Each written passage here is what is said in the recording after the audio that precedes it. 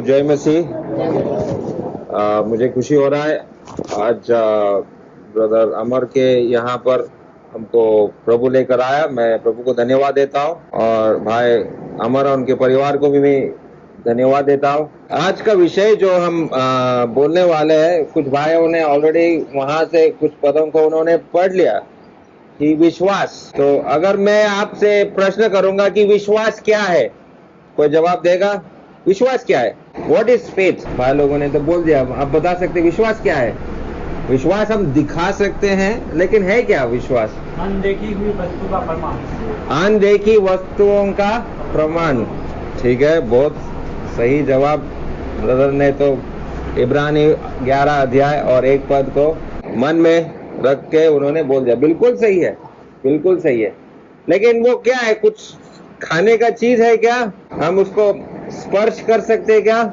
है क्या ये विश्वास? हम लोग विश्वासी करके बोलते, लेकिन है क्या? और ये विश्वासी लोग करते भी क्या? तो थोड़ा सा आज हम सीखने का कोशिश करेंगे। तो आइए हमारे साथ इब्रानी का पुस्तक, उसका 11 अध्याय 1 से लेकर 6 तक कोई पढ़ेगा। Hebrews chapter 11 verses 1 to 6। अब विश्वास आशा की हुई वस्तु का निश्चय और अनदेखी वस्तु का प्रमाण है, क्योंकि इसी के विषय में प्राचीनों की अच्छी गवाही दी गई। विश्वास ही से हम जाते हैं कि सारी सृष्टि की रचना परमेश्वर के वचन के द्वारा हुई है, पर यह नहीं कि जो कुछ देखने में आता है वो अनदेखी हुई वस्तु से बना हो।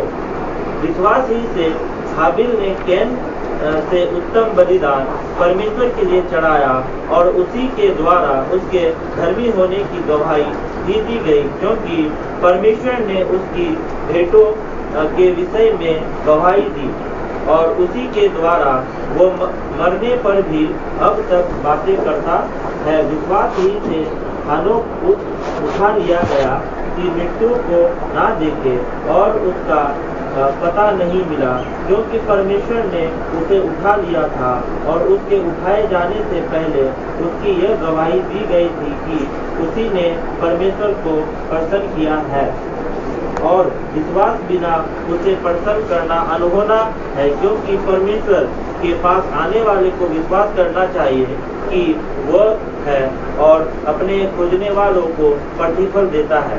Thank you Joel. परमेश्वर अपने पढ़े हुए वचनों पर आशीर्वाद दे।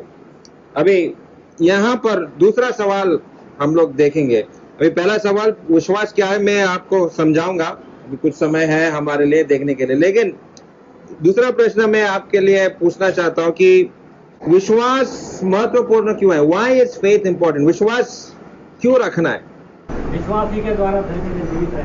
विश्वासी के द्वारा हम लोग धर्मी ठहरते हैं, बिल्कुल सही है। जीते हैं विश्वास से, बिल्कुल सही है। लेकिन क्यों? विश्वास से ही आगे बढ़ते हैं। विश्वास से ही आगे बढ़ते हैं। ठीक है, आगे बढ़ना है तो विश्वास रखना है, बिल्कुल सही है। और क्यों? एक मिनट वहां पर। हाँ, विश्वास के बिना मैं परमेश्वर को प्रसन्न या खुश नहीं रख सकता हूं। अगर आपको परमेश्वर को खुश रखना है तो आपको क्या करना है? विश्वास रखना। ठीक है, आप कुछ बोल रहे थे 6 में जो लिखा, बिल्कुल सही है। अभी देखो उस पहला पद में जब हमने पढ़ा, इंग्लिश में लिखा है now faith is the assurance of things hope for, या ऐसा लिखा है कि वो ही असली चीज है। विश्वास जो है वो ही असली चीज है, बाकी सब नकली है। विश्वास सबसे असली चीज है इस दुनिया में, और इस दुनिया में विश्वास के बिना आपके पास कुछ नहीं है। अभी देखो ब्रदर प्रचारक है, वो आपको बताया सब चीजें उन्होंने सिखा। आपको अनंत जीवन मिलेगा, आपको बहुत आशीर्वाद मिलेगा, बहुत धन है स्वर्ग में, ये सब चीजें आपको मिलेगा। मिला क्या आपको? अभी है कि नहीं है? मिला आपको धन ब्रदर? नहीं, फिर क्या है? हाँ, आप विश्वास रखें। तो आज इस युग में, इस काल में, इस समय में जो हम लोग जी रहे हैं, खाली विश्वास है हमारे पास। यही विश्वास ही है सबसे असली चीज। हाँ, जेब खाली है, कुछ पैसा नहीं है, लेकिन मैं बहुत धनी हूं। लोग मुझे गाली देता है, लोग मुझे अभिशाप देता है, लेकिन मैं बहुत आशीष पाया हुआ व्यक्ति हूं। परमेश्वर ने आशीष किया मुझे। तो इस प्रकार का जीवन हमको इस दुनिया में हमको जीना है, और ये विश्वास ही जो है आप अपना आने वाली पीढ़ी को दे सकते हैं। कोई अमीर आदमी सोचेगा मेरे पास करोड़ों रुपए बैंक में है, अब मैं रखा हूं, मेरे अपने बच्चों के लिए रखा हूं। मेरे लिए नहीं, मैं अपने बच्चों के लिए पैसा रखा, बहुत धन मैंने कमाया। लेकिन विश्वास उस धन से भी ज्यादा कीमती है। अगर आप एक चीज अपने बच्चों को दे सकते हैं, हाँ, पढ़ाई दे सकते हैं, पैसे दे सकते हैं, लेकिन उससे भी ज्यादा अगर एक चीज आप अपने बच्चों को दे सकते हैं, वो है विश्वास। अपने बच्चों को आपने जिस प्रकार से प्रभु यीशु मसीह पर विश्वास किया, वही विश्वास आप अपने बच्चों को दे सकते हैं। क्यों संडे स्कूल क्लास हो रहा है? क्या कारण है संडे स्कूल करने के लिए? हम ये चाहते कि हमारे बच्चे भी जिस प्रकार से हम लोग विश्वास करते हैं, वो बड़े होकर वो भी विश्वास करे, भटक ना जाए। दुनिया जो है बहुत ही खराब है, जैसे हम लोग सुन रहे थे। चोरों से भरा हुआ है, खूनियों से भरा हुआ है, व्यभिचारियों से भरा हुआ है, ऐसे ऐसे चीजों से भरा हुआ है। तो हम चाहते कि हमारे बच्चे सुरक्षित रहे, भटक ना जाए। तो एक पद को जरा पढ़िए, पहला पत्रस उसका 1 अध्याय और 7 पद। पहला पत्रस 1 Peter chapter 1 verse 7। और यह इसलिए है कि तुम्हारा परखा हुआ विश्वास, हाँ, जो आग से ताए हुए नाशवान सोने से भी कहीं अधिक बहुमूल्य है, हाँ, यीशु मसीह के प्रकट होने पर प्रशंसा और महिमा और आदर का कारण ठहरे। आपका विश्वास किससे बहुमूल्य है? सोने से। मतलब आपका पैसा, सोना जो भी है, धन दौलत, आपने बहुत सारे घर भी बनाया होगा, वो घर भी सोचा मैं अपना आने वाले पीढ़ी को दे दूंगा, अपने बच्चों को भी दे दूंगा। उससे भी ज्यादा कीमती क्या है? आपका विश्वास। तो यही विश्वास जो है आज अगर आपके पास है, आप दुनिया का सबसे अमीर आदमी हो। धीरू भाई अंबानी ने अपने 2 बच्चों को अपना धन छोड़ दिया, अभी भारत देश के सबसे अमीर लोग हैं। लेकिन उससे भी अगर अमीर बनना है तो विश्वास रखना है, धन कमाना है। मैं धूपगुड़ी में खड़ा था, प्रचार कर रहा था, ट्रैक डिस्ट्रीब्यूशन कर रहा था। धूपगुड़ी का जो बस टर्मिनल है, तो 2 लोग पर्चा लिया, ऐसे गए, फिर वापस वो लोग वापस आए और हमको सवाल किया, भाई हम तो ये ले लेंगे, लेकिन हमको मिलेगा क्या? मैं बोला आपको अनंत जीवन मिलेगा। वो कब मिलेगा? वो मरने के बाद। अभी नहीं चाहिए, अभी हमको क्या मिलेगा वो सोच रहे हैं। अभी इस वक्त मुझे पैसा चाहिए, धन चाहिए, अभी चाहिए। लेकिन क्या फायदा इतना सारा धन पाने के बाद, जब मरेंगे छोड़ के जाना है। लेके क्या जाएंगे? क्या लेके जा सकते? तो विश्वास जो है ये हमारे लिए सबसे अच्छा चीज है। आज के युग में अगर हम लोग कुछ चीज से खुशी पा सकते हैं, वो अपने विश्वास से। अभी इस अध्याय में पहला ये इब्रानी का 11 अध्याय जो है, उसमें ये विश्वास शब्द जो है 31 बार है, 31 टाइम्स। विश्वास विश्वास विश्वास। अगर आप पेन से अगर उसको अंडरलाइन करेंगे, हर बार जहां पर विश्वास शब्द आया है तो 31 बार आपको गिनने को मिलेगा विश्वास शब्द आया हुआ। तो ये अध्याय जो है पूरा विश्वास के बारे में, विश्वास क्या है और विश्वास के उदाहरण बहुत सारे हैं यहाँ पर। लेकिन किसी ने बोला कि विश्वास क्या है? विश्वास वो अंग है जिससे हम स्वर्ग देख सकते हैं। विश्वास वो अंग है या वो आंखें हैं जिससे हम स्वर्ग देख सकते हैं। आज हमारे हाथों में है, हाथ है, स्पर्श कर सकते हैं, आंखें हैं, देख सकते हैं, लेकिन विश्वास वो आंखें हैं जो आपको स्वर्गीय बातें देख सकते हैं, स्वर्गीय बातें आपको समझ में आते हैं। आत्मिक चीजों को समझना है तो आपको विश्वास चाहिए। विश्वास के बिना इस पवित्र शास्त्र को आप समझ नहीं पाएंगे। तो विश्वास करने के लिए या विश्वास पाने के लिए ये कहाँ से खरीदा जाता है? कौन से बाजार जाना पड़ेगा जोएल? यहाँ किशनगंज में, मुझे मालूम नहीं, पहली बार हम आया। किशनगंज में कहाँ मिलता है? कौन से मार्केट में? हाँ, क्या बोल रहे? भवन में, गीता भवन है क्या? पिता का भवन में, बिल्कुल सही है, बिल्कुल सही जवाब। पिता का भवन में, पिता का भवन में आपको विश्वास मिले। कैसे किलो ब्रदर? फ्री में। अरे फ्री में आपको विश्वास मिलेगा। कितना चाहिए आपको? कितना विश्वास चाहिए? 1 किलो? एक ही है? अच्छा। कितना चाहिए? प्रभु यीशु मसीह ने सिखाया। कितना विश्वास लगेगा आपको? राय के दाने के। कितना पैसा लगता है राय का दाना खरीदने के लिए? एक दाना खरीदना है, एक ही। कितना पैसा लगेगा? पैसा नहीं लगेगा, कुछ नहीं लगेगा। अगर इतना भी विश्वास है वो स्वर्ग पहुंचने के लिए काफी है। परमेश्वर के पास जाने के लिए उतना ही विश्वास आपको चाहिए। लेकिन कोई कहता है कि ये विश्वास जो है परमेश्वर का एक तोहफा है। अभी ये मैं पूरे रीति से मैं सहमत नहीं हूं। पढ़िए वचन को, पढ़ो इफिसियों 2 और 8। आज इफिसियों 2 का 10 हमने पढ़ा, उसी से थोड़ा पहले 8 पद में क्या लिखा है? 2 और 8। विश्वास के द्वारा अनुग्रह ही से तुम्हारा उद्धार हुआ। हाँ। और ये तुम्हारी ओर से नहीं, हाँ, वरन परमेश्वर का दान है। परमेश्वर का दान क्या है? कोई कहता है कि परमेश्वर का दान क्या है? विश्वास है। लेकिन परमेश्वर का दान क्या है? उद्धार। परमेश्वर का दान क्या है? उद्धार। और वो विश्वास से ही हम लोगों को मिलता है। हाँ, विश्वास जो है ये हमारे अंदर से आता है। तो इसमें क्या क्या शामिल है? हाँ, परमेश्वर का हाथ है हमारे उद्धार में। हम अपने आप को नहीं बचा सकता है। परमेश्वर ने पूरा कार्य समाप्त किया प्रभु यीशु मसीह के द्वारा। जब प्रभु यीशु मसीह क्रूस पर मरा तो प्रभु यीशु मसीह ने बोला समाप्त हुआ।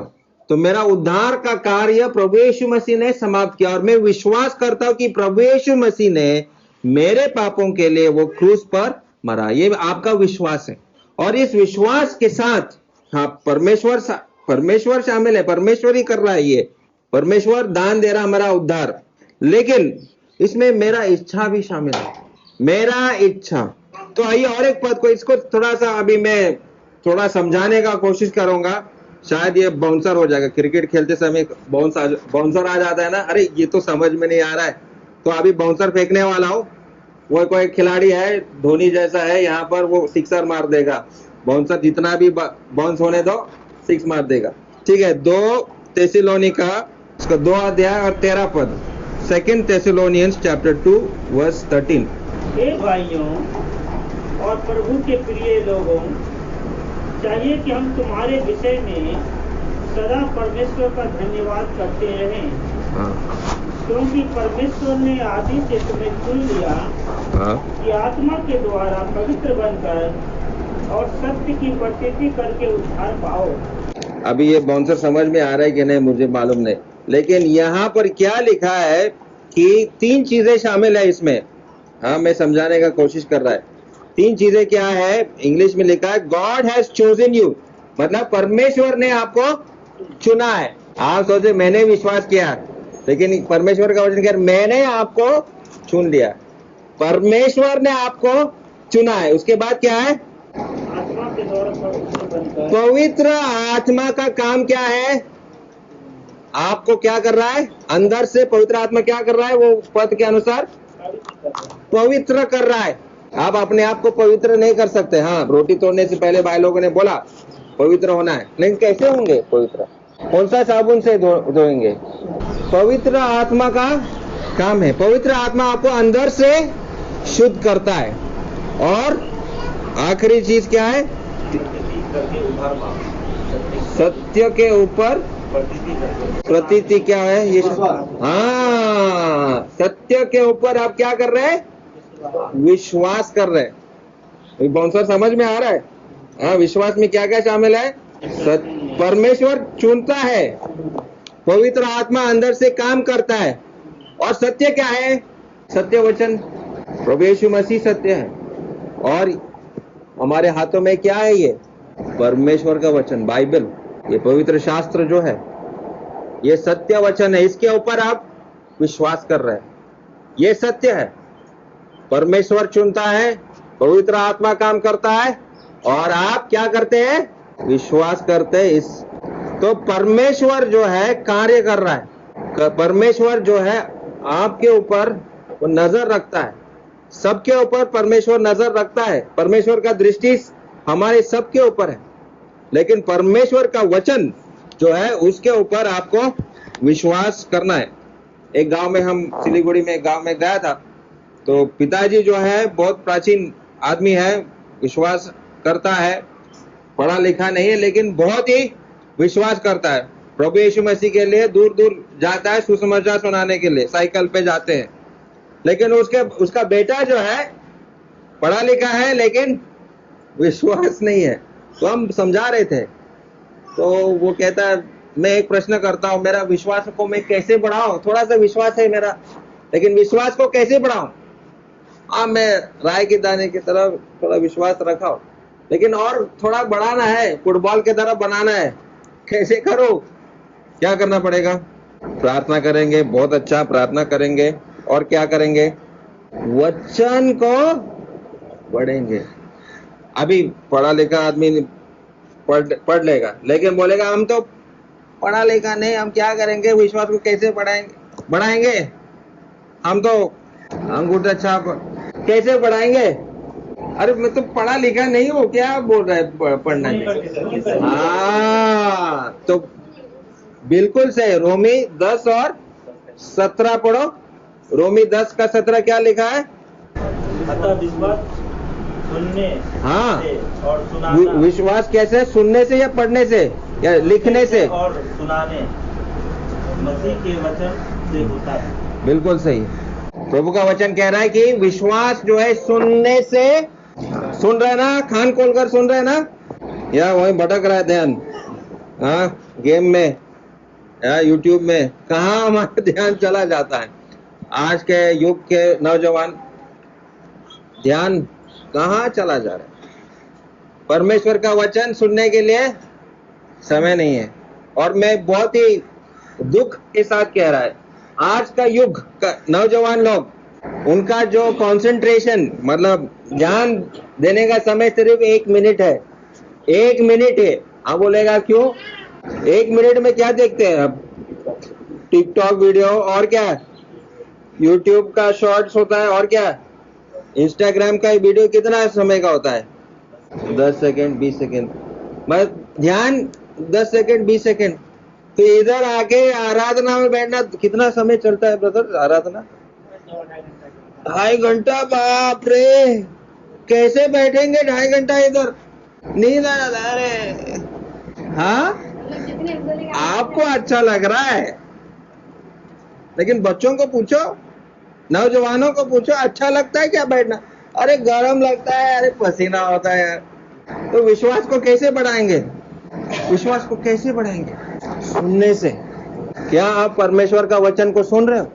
मैं सत्य जो है मैं बता रहा हूँ, सत्य ये मेरे बच्चों के साथ है, ये हमारे बच्चों के साथ ऐसा हो रहा है। कंसंट्रेशन नहीं है। 40 मिनट का वो संदेश सुनना, 1 घंटे का संदेश वो चलता ही रहता, बोलता ही रहता, अरे रुकता ही नहीं। क्या यार? परमेश्वर का वचन सुनो। अगर आप YouTube इस्तेमाल कर रहे हैं, वहां पर भी परमेश्वर का वचन को सुनो। अगर पढ़ना नहीं आता है तो अपने बच्चों से पढ़ाओ, उनको बुला रहे थोड़ा पढ़ो, मुझे सुनना है, पढ़ के दिखाओ मुझे। तो एक कहानी है, एक कैप्टन था, जहाज का कैप्टन, और कुछ बीमारी लग गया, आंखें खराब हो गया, और वो कैप्टन जो जहाज का कैप्टन जहाज नहीं चला सकता है अभी, तो क्या करेंगे? उसने अपने बेटे को बुलाया, बेटा देखो अभी मेरा पढ़ना नहीं हो रहा है, आंखें खराब हो रहा है, थोड़ा डेली थोड़ा थोड़ा पढ़ के दिखाओ ना मुझे। बेटा भटक रहा था, लेकिन बाप के आंखों के तकलीफ के वजह से बेटा बाइबल पढ़ना शुरू किया।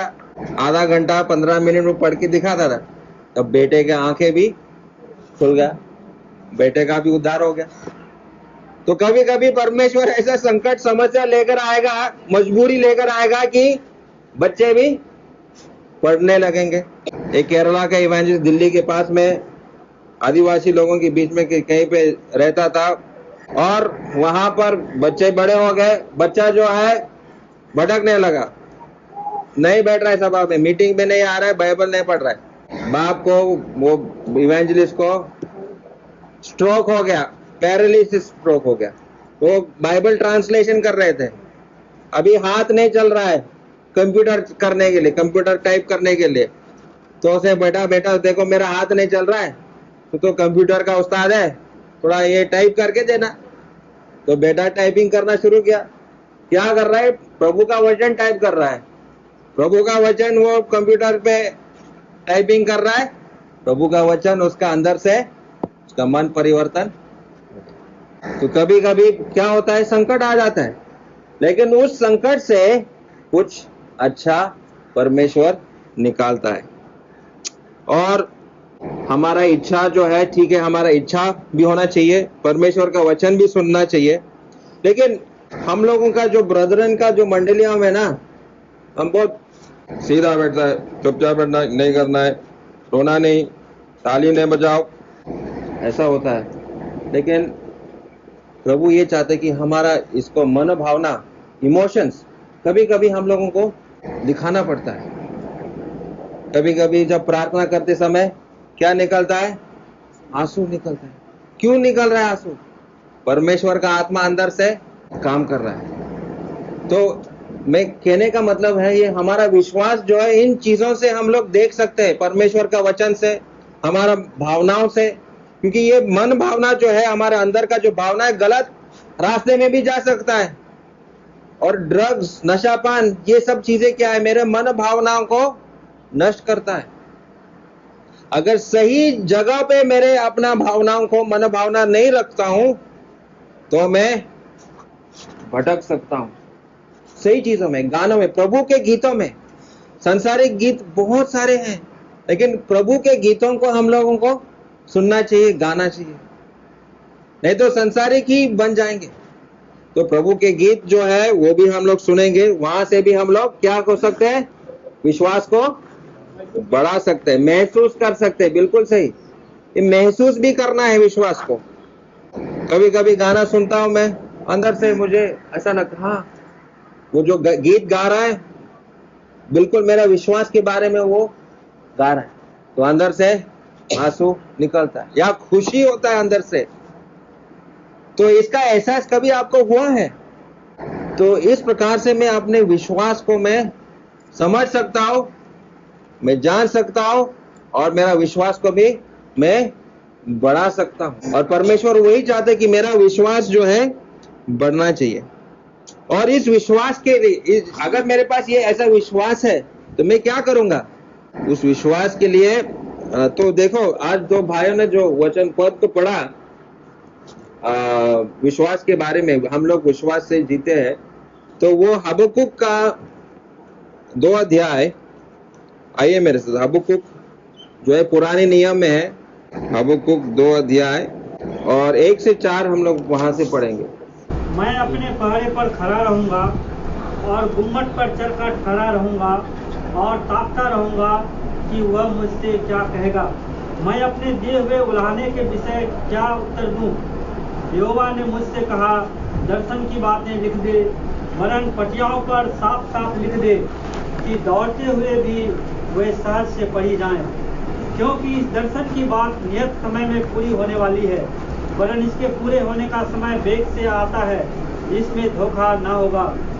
चाहे इसमें विलम्ब भी हो, तो भी उसकी बाट जोते रहना, क्योंकि वह निश्चय पूरी होगी और उसमें देर न होगी। देख उसका मन खुला हुआ है, उसका मन सीधा नहीं है, परंतु धर्मी अपने विश्वास के द्वारा जीवित रहेगा। धर्मी अपने विश्वास के द्वारा ही जीवित रहता है। अभी ध्यान से, पुराने नियम में ये एक ही जगह है जहां पर आपको विश्वास का शब्द मिलेगा।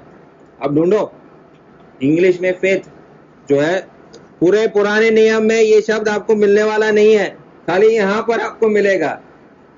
ढूंढो जोएल, ये तुम्हारे लिए होमवर्क है, हाँ, ढूंढ के मुझे बताना मिलेगा कि नहीं। फेथ ये शब्द पुराने नियम में, नया नियम में आपको मिल जाएगा बहुत जगह में, लेकिन पुराने नियम में कहाँ मिलेगा आप ढूंढ के जरा देखो। कहने का मतलब है विश्वासी आदमी जो है उसमें अपने धार्मिकता को कैसे दिखाएगा? अपने विश्वास से। मैं धर्मी कैसे ठहरूंगा? अपने विश्वास से। और यहाँ पर 3 चीजें है। वो विश्वासी आदमी क्या है? दौड़ता है। विश्वासी आदमी क्या करता है? दौड़ता है। अभी मैं सुनने का है, बहुत दूर दूर से आप यहाँ आए ना, तो कौन सा जगह पर? गायसाल। कितना दूर है गायसाल से आपको यहाँ आना? क्यों समय बर्बाद कर रहे हैं आप इतना दूर से? नहीं, आप बर्बाद नहीं कर रहे। आपने जान लिया कि यहाँ पर जब मैं उपस्थित होऊंगा तो प्रभु के लोग मिलेंगे, प्रभु का वचन सुनने को मिलेगा, और यहाँ पर आना मुझे खुशी और आनंद है, इसलिए मैं दूर दूर जाता हूँ, भागता हूँ। ये भाई केरला जाने वाले कुछ दिन बाद, क्यों जा रहे इतना दूर है? यहाँ नहीं क्या विश्वास? नहीं, परमेश्वर का वचन मुझे सीखना है, दूर जाऊंगा। कोई पहाड़ चढ़ता है परमेश्वर का वचन को सुनाने के लिए, सुसमाचार सुनाने के लिए दूर दूर लोग जाते हैं। तो प्रभु का आदमी, विश्वासी आदमी क्या है? दूर जाता है, भागता है प्रभु का वचन के लिए, विश्वास के लिए, वो विश्वास दिखाता है। दूसरा चीज वो 3 पद में हबक्कुक 2:3 में ऐसा लिखा है कि वो उसके लिए रुकता है, he waits for it। 3 पद में ऐसा लिखा है, क्योंकि इस दर्शन की बात नियत समय पर पूरी होने वाली है, वरन इसके पूरे होने का समय वेग से आता है।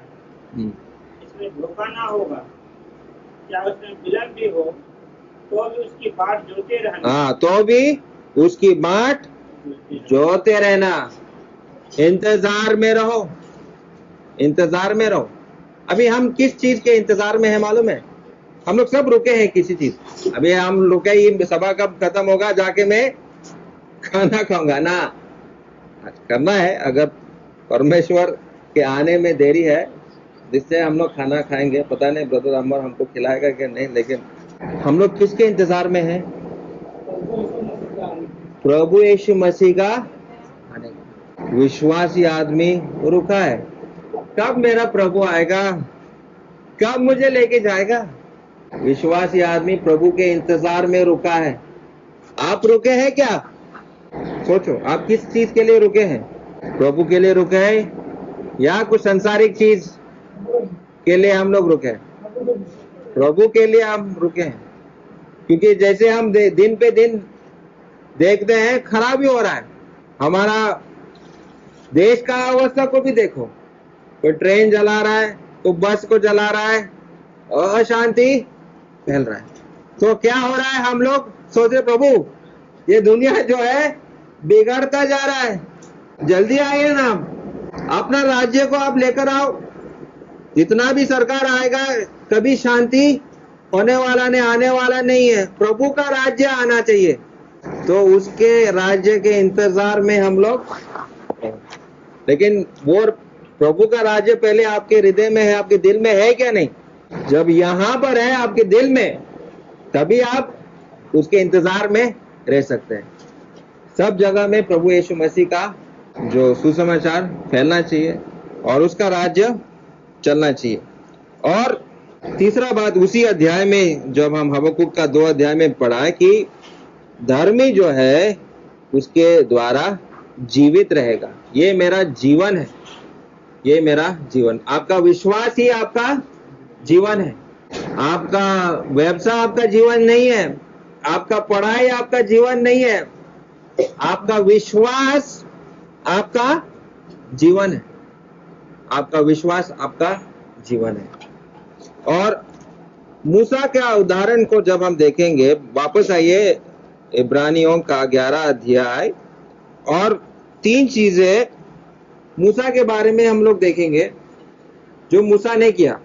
उसी 11 अध्याय में बहुत सारे लोगों का नाम है, लेकिन हम अभी एक ही व्यक्ति के बारे में हम लोग देखेंगे और उससे कुछ 3 चीजें हम लोग सीखेंगे। इब्रानी 11 अध्याय हम लोग पढ़ेंगे 24 से लेकर 26 तक।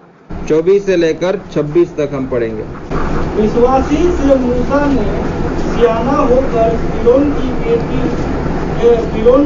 बेटी का पुत्र कहलाने से इनकार किया, इसलिए कि उसे पाप में थोड़े दिन के सुख भोगने से परमेश्वर के लोगों के साथ दुख भोगना और कम लगा। 26। उसने मसीह के कारण निंदित होने को मिस्र के भंडार से बड़ा धन समझा, क्योंकि उसकी आंखें फल पाने और लगी हुई थी। Thank you. तो 3 बातें हैं मूसा के जीवन से हम लोग देखेंगे और समाप्त करेंगे। ठीक है, सबसे पहला चीज मूसा ने क्या किया। 24 पद में मूसा ऐसा लिखा है, विश्वास ही से मूसा ने सयाना होकर फिरौन की बेटी का पुत्र कहलाने से इनकार किया। अभी मूसा का जीवन के बारे में आपने सुना ना। मूसा जो है ये इस्राएली आदमी है, लेकिन इस्राएली लोगों के विरुद्ध फारो राजा जो है बच्चों को मारने लगा। बोल रहा है ये इस्राएली लोगों का आबादी बढ़ रहा है, बच्चों को मारो उनका। सुनो, छोटे छोटे बच्चों को मारने लगा। एक राजा जो है बोल रहा है इस्राएली जाति जो है बहुत बढ़ रहा है, हम उनको खत्म करेंगे, मार देंगे बच्चों को। बाप रे, कैसा राजा था जरा सोचो। बच्चों को मारने लगा, 2-2 साल के नीचे जितने भी बच्चे हैं उनको मारने लगा। लेकिन उसके माँ बाप ने उसको छिपाया। और मूसा जो है कहाँ बड़ा हुआ, याद है मूसा कहाँ बड़ा हुआ? वो ही राजा जो बच्चों को मार रहा है, उसी के महल में, राजबाड़ी में मूसा क्या हुआ? बड़ा हुआ। ये आश्चर्य काम है ना, परमेश्वर का काम है। जो राजा उसके जात के लोगों को मारने आया, उसी के महल में, उसी के घर में ये बड़ा हो गया। ये परमेश्वर ही कर सकता है।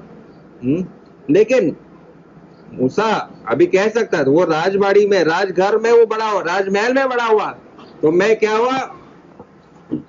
राजा का वंश का हूं, क्या बोलेगा ना, हम बड़ा जात का हूं, मैं इतना बड़ा जात का हूं, राजमहल से मैं बड़ा हूं, बोल सकता था कि नहीं? लेकिन उसने क्या किया? नहीं।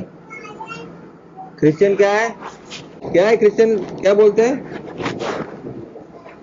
हाँ, बिल्कुल सही, हम नीचे हैं। दुनिया की दृष्टि में हम लोग छोटे हैं, परमेश्वर की नजर में छोटे हैं क्या हम लोग? नहीं। दुनिया आपको दबा के रखेंगे, लेकिन परमेश्वर नहीं। और वो क्या कह रहा है? मूसा अगर चाहता था, बोलता अरे मैं बड़ा जात का हूं, मैं राजघर से आया हूं। आप कौन से परिवार से आया है? हाँ, कौन सा परिवार से? मैं तो सबसे बड़ा जात का आदमी हूं, बोल सकता था, राजा का। लेकिन नहीं बोला, नहीं मैं छोटा बनूंगा। तो प्रभु के लिए क्या बनना है? हमको छोटा बनना है प्रभु के लिए। आज लोग क्यों नहीं आ रहा है प्रभु में? बहुत अच्छा है, बाइबल पढ़ बहुत अच्छा है, यीशु मसीह बहुत अच्छा है, आप विश्वास कर। नहीं, मैं जहाँ पे हूँ मैं वही अच्छा हूँ। छोटा बनने के लिए तैयार नहीं। मूसा ने क्या किया? छोटा बन गया। हाँ, इस्राएली आदमी विश्वासी बनूंगा, छोटा बन जाऊंगा, कोई बात नहीं। संसार बोल रहा है, बोलने दो। ईश्वर बोल रहा है क्या? नहीं। तो संसार के बातों को मत सुनो, तो बोलने दो। दूसरा बात जो मूसा करता है 25 पद में, दूसरा बात क्या करता है 25 पद में? मूसा क्या करता है? इसलिए कि उसे पाप में थोड़े दिन के दुख भोगने से परमेश्वर के लिए परमेश्वर के लोगों के साथ दुख भोगना अधिक उत्तम है। हाँ, तो संसार का जो क्या बोलते हैं अभिलाषाओं को, हाँ, सुख, संसार का सुख, संसार बहुत सारे चीजें सुख आपको दे सकते हैं, बहुत सारे सुख है, या बोलने लायक भी नहीं, ऐसे ऐसे सुख आप पा सकते हैं। पैसे से आप अपना सुख को खरीद सकते हैं, बहुत सारी चीजें इस संसार में। और एक राजा का सोचो, राजा का सुख क्या है? कौन सा जहाज में उड़ेगा? हाँ, हम लोगों को जनरल कंपार्टमेंट में हम लोगों को बैठना पड़े, ट्रेन में, एसी की नहीं। कहने का मतलब है पैसे से हम लोग अपना हवाई जहाज का टिकट भी सुख, ऐसा नहीं कि कुछ चीजें हम लोगों को दरकार है, जरूरत है, कुछ चीजें सुख परमेश्वर ने हमको इस दुनिया में दिया नहीं है, दिया है, उसको पाना है। ऐसा नहीं कि हम लोग साधु बन जाएंगे और यहीं पर सब सुख को भूल जाएंगे, ऐसा नहीं है। लेकिन मैं ऐसे सुखों का बारे में बात कर रहा हूं जो आपको पाप की तरफ लेकर जाते हैं। बहुत सारे सुख है जो आपको पाप की तरफ लेके जा सकते हैं। वहां पर दिया है कि ऐसे संसारिक सुख जो पाप है, बहुत सारे संसार के सुख जो पाप है, उनसे बच गया। मूसा ने संसारिक चीजों से बचाया अपने आप को। और हम भी जानते हैं कि ऐसे बहुत सारी चीजें जो हमको पाप की तरफ खींच के लेके जा सकते हैं। हर एक के जीवन में कहीं ना कहीं एक जगह है जहां पर आप क्या हो जाता है, फिसल कर गिर सकते हैं। मैं नहीं जानता हूं आपके जीवन में ये कहां पर है।